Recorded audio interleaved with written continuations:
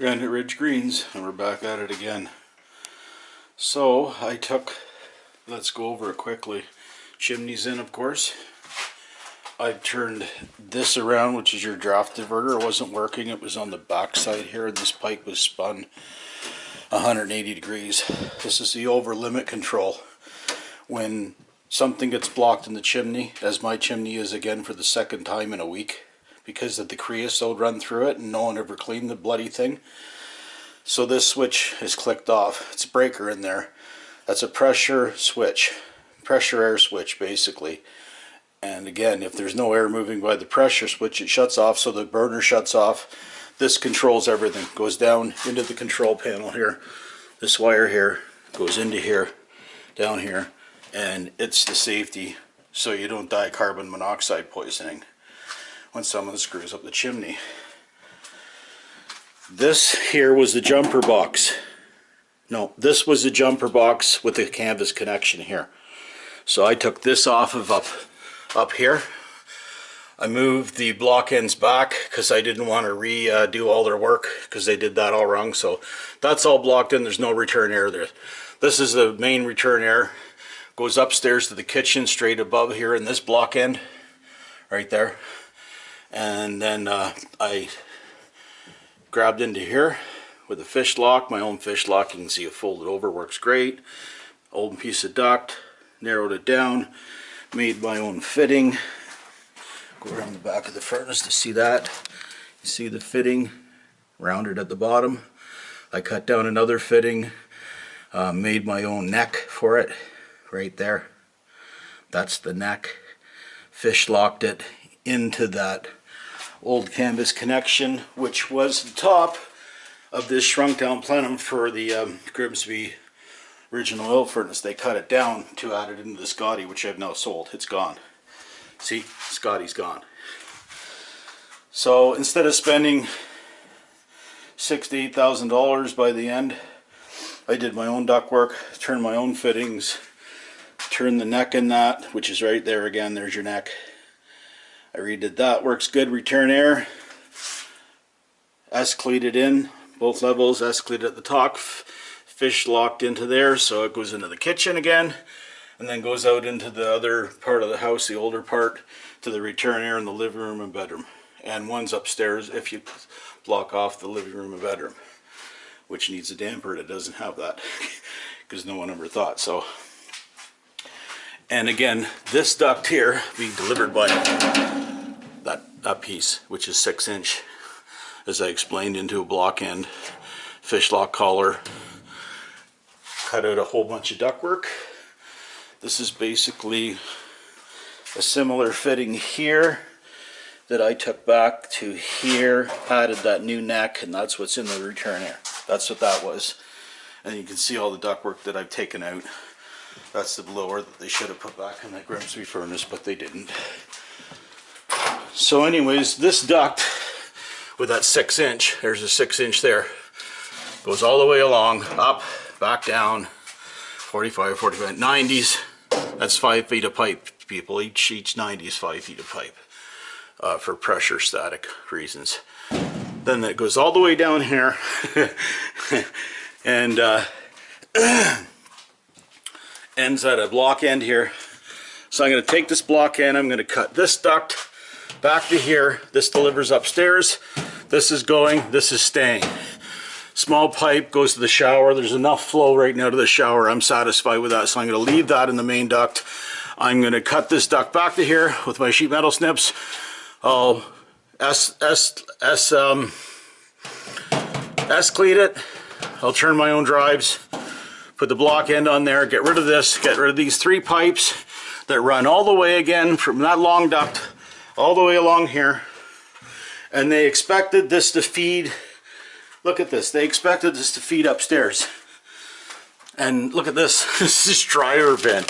This isn't even, hear it? There's mouse poop in there, these little bastards. Anyways, these 2 ducts go to the far bedroom, which has hardly any heat at all. You can barely feel the register getting warm. And then this one feeds the washroom, which is okay, but with cutting out this, and this all the way along here, That's the one to the shower that goes up through. And someone, look at this. Look at what they hacked. You don't do that to a plate. You don't hack through it, but that's the people that don't know what they're doing do. So I'm going to come across straight. I could have used that box end, the jumper box of the return air, and come straight down, and the furnace would have been easy. But I have to bring the pipe along this wall, 3 pipes from the end of that furnace. One's going to have to go at the top, probably right off the top there, and then a takeoff and a takeoff beside each other, with maybe a couple of louvers added to push some air if I need. I think I got enough pressure. Come across straight with some pipe, grab some more flex, cut this pipe back to here, put in a 90-degree elbow, bring the flex across here, bang into this one. This one has already been cut, already has a joint here. So undo all the screws that got in there. This leaks like a sieve. I don't know if you can see that in there. There's a great big 1/8 of an inch gap there. Should have taped that up. But that's got hardly any pressure. Well, that's got some pressure to the top washer, so it's got something anyways. But we'll cut that back, and then we'll 90 that down, and grab it with another pipe. And then this one, I'll just cut back to here so I can grab it here. And I think we'll take that one across the top of the ceiling there to the top and make it a takeoff. So that's the explanation. My friend Glenn was asking what I was doing and why I was doing all this pipe work and stuff, but this has just been hacked and not done properly. Back to the original problem where I'm back down in the basement once again. So my figuring is that, ouch, I broke my nail. My figuring is that so much creosote went up. It's all stuck to the side of the chimney. I'll show you the box in a minute. It's full of creosote. I had to take it out with a screwdriver and a few things here, which I'll put here because I'm going to need them. Anyways, we're looking there. I don't know if you can see that. Oh, it's heavy. That's how much creosote I pulled out of the bottom of the chimney to clean it last time. So here we go again. I figure this thing's more than likely full again. But we'll see what happens here. Get this right in there to catch most of the stuff that's going to come out of that chimney. Just over that way a little bit. Oh, don't you dare. That'll do. Let's pull this and see what happens here. I'm probably in the way of the camera, but let's see what happens.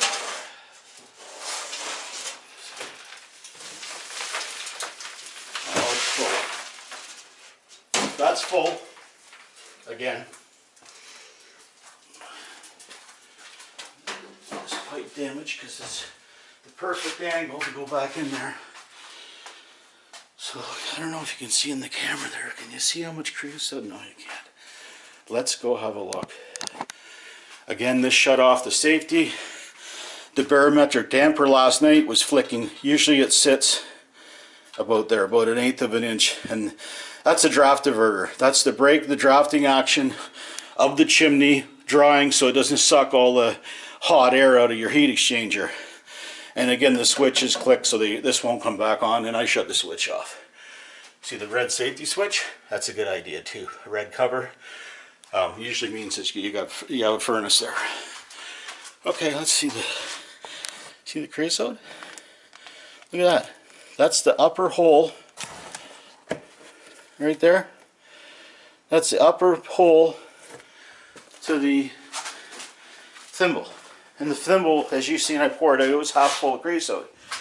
So again, the creosote's not as bad this time. It's in smaller chunks. So I'm going to have to hack that out of there and fill this box back up to get my chimney working. And who knows how much creosote's going to come down here. This looks like it's going to be till it all dries out and falls. I guess I'm going to get a clogged up chimney. But it's better than I'm not running that Scotty SS in here in the wrong chimney. This type of chimney here, That's the wrong chimney to run a wood stove. If someone tells you can do that, they don't know what they're talking about. It's like, oh, I can never remember the name of it. Pottery is made out of it and stuff. But anyways, I'll figure it out later. I'll put it in the description. Not going to spend any more time. Anyways, I got to get to work. The heat's off. The switch is hit. Switch is clicked over, so I'll have to, I usually take the plate off. Screw here, and screw here. If it says right on the advertisement, I don't know if you can read that or not.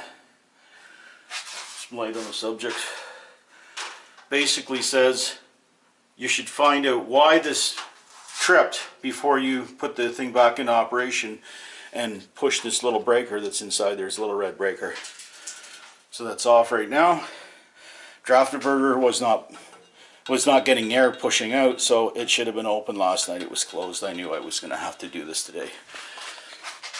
So you get somebody that does the wrong thing, and good thing there's safety precautions.